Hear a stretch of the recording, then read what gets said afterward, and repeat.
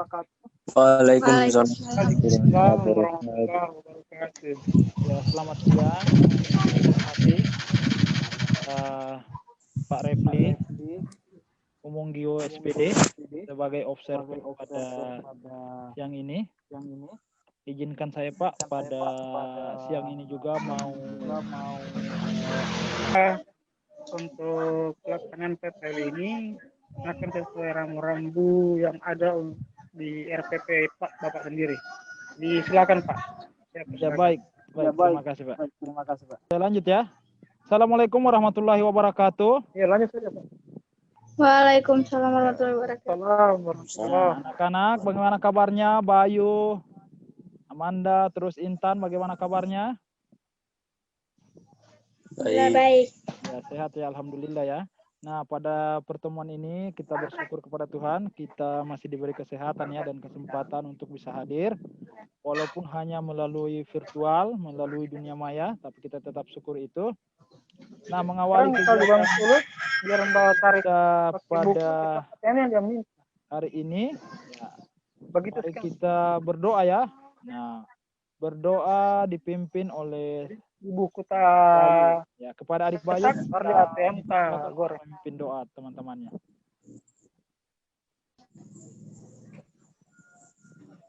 Sebelum kita memulai kegiatan kita pada hari ini, marilah kita berdoa.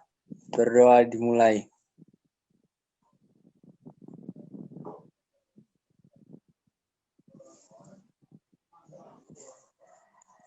Berdoa selesai. Ya baik, terima kasih kepada adik Bayu atas kesediaannya memimpin doa teman-temannya pada siang ini ya. Nah adik-adik ada link absen. Nah itu Pak Guru sudah kirim di WA group ya, silakan diisi. Nah terus kemarin waktu di kelas 8 sebelum naik ke kelas 9, apa materi kita terakhir? Ada yang masih ingat? Tidak ada ya?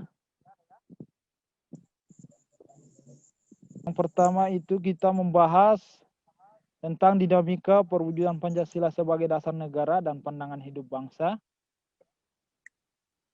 Nah, KD-nya ini ada 4 ya. Yang pertama, KD dinamika yang terjadi di masyarakat terkait penerapan Pancasila sebagai dasar negara dan pandangan hidup bangsa. Nah, indikator pencapaian kompetensinya, ini lanjut tujuan pembelajarannya, melalui pembelajaran dalam aplikasi Zoom, nah, dan model pembelajaran Discovery Learning. Kita bahas. Yang pertama, masa Orde Lama tahun 1959 sampai 1966. Masa Orde Lama disebut juga demokrasi terpimpin. Demokrasi yang dipimpin oleh satu orang, yaitu Pak Soekarno. Masa Orde Lama dimulai ketika Pak Soekarno yang pertama, pengangkatan Soekarno sebagai presiden seumur hidup. Ini menyalahi Pancasila dan UUD 1945. Seharusnya presiden itu dipilih secara periodik 5 tahun sekali. Tidak boleh langsung seumurkan sebagai pemilu yang paling demokratis. Tapi karena setelah itu terjadi royong ya presiden memilih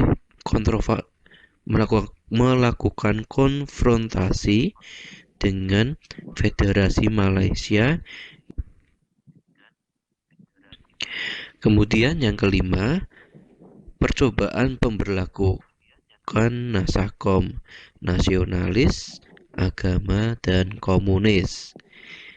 Itu yang menandakan bermalam atau 1 Oktober dini hari di Jakarta dan Yogyakarta.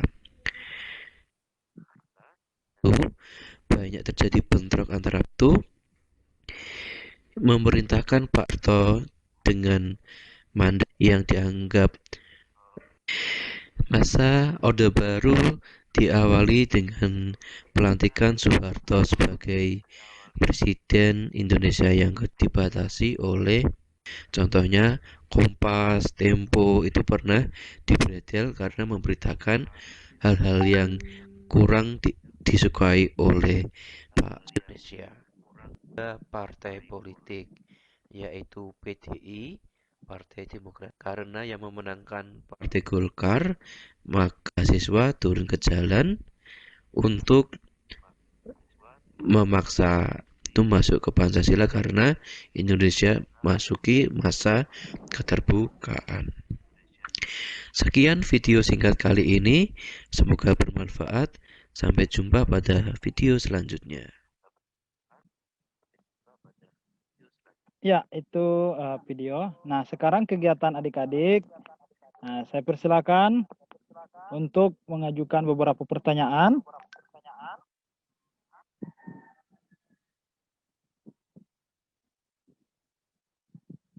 Ada LKPD yang telah Bapak bagi melalui WA Group. Nah, itu kelompok mandiri saja yang sudah dikirim di WA Group sama pertanyaan yang telah kalian buat tadi karena sudah menyaksikan video yang ditampilkan. Menjawab pertanyaan yang dibuat tadi, mencari jawaban baik itu dari buku maupun ya, dari internet, sumber internet yang tersedia ya. Nah, sekarang saatnya kita presentase hasil.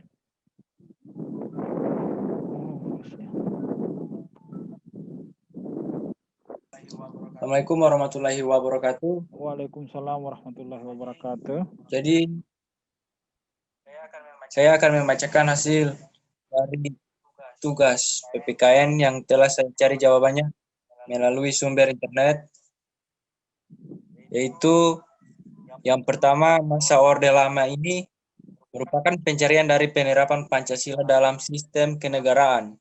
Dikutip dari beberapa sumber, ada 3 periode penerapan Pancasila saat Orde Lama, yaitu pada periode 1945 sampai 1950. Yang kedua periode 1950 sampai 1959. Yang ketiga periode 1959 sampai 1966. Nah, jadi yang kedua Orde Baru. Berikut adalah penerapan Pancasila pada masa Orde Baru. Yang pertama, dalam masa Orde Baru, penerapan Pancasila dan juga Undang-Undang Dasar 1945 dilakukan secara sebagaimana seharusnya dilakukan atau dilaksanakan secara murni.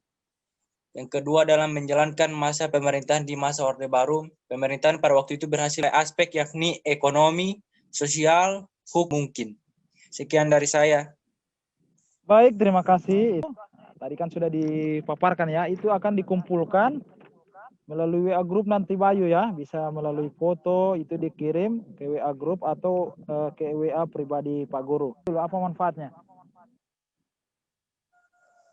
Yang manfaat dari pembelajaran kali ini, kita bisa mengetahui bahwa mempelajari mengenai masa pemerintahan Orde Lama. Pertemuan pada siang ini, nah masa Orde Lama itu adalah masa di mana di tanggal 30 September tahun 1965. Nah pembatasan media massa untuk memberikan informasi dan lain-lain ya, dan sentralistik pembangunan Pancasila, di mana masyarakat itu banyak sudah yang berlaku bebas, terus hidup ke barat-baratan, beli nilai. Nah terus pada pertemuan berikutnya kita akan membahas materi tentang tantangan ideologi Pancasila sebagai. Tetap jaga semangat Bayu ya, Intan sama Amanda ya, Amanda tadi sudah keluar. Tetap jaga kesehatan, tetap berdoa semoga pandemi di Indonesia ini cepat berlalu. Nah, amin. Tidak ada yang mau ditanyakan? Tidak ada ya? Ya, karena kita dimulai dengan doa, maka kita ditutup dengan doa ya. Ya, saya persilahkan lagi adik Bayu untuk memimpin doa menutup kegiatan kita pada siang ini. Silakan Bayu. Untuk menutup kegiatan kita pada hari ini, marilah kita berdoa. Berdoa dimulai. Terima kasih adik Bayu, adik Intan, dan observer Pak Repli Humunggia. Insya Allah kita bertemu lagi di lain kesempatan. Demikian, Assalamualaikum warahmatullahi wabarakatuh.